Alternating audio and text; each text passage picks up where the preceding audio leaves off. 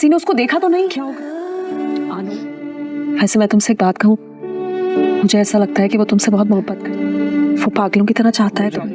बेटा अंधा या लूला लंगड़ा नहीं है जो जानते बूझते आंखों देखी मक्खी निकल जाए। जबान संभालने का कहने से पहले ना अपनी इस बेटी को संभालो। बेबी बाजी की बहुएं ड्रामे में अब हम लोग देखेंगे कि अब फुफ्फो का इरादा है पूरे घर पर काबिज होना। होपफुली वो साजिशों में कामयाब भी हो रही है।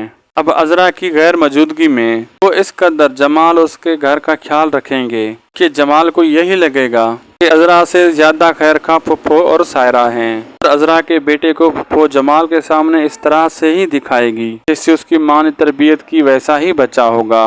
जमाल तो अजरा को बिल्कुल इस घर में वापस नहीं लाना चाहेगा, लेकिन अजरा खुद जानती है कि अगर वो ना आई तो फुफ्फो और सायरा सब कुछ पर कब्जा कर लेंगी, यहाँ तक कि उसका शौहर और उसका घर भी उसका नहीं रहेगा।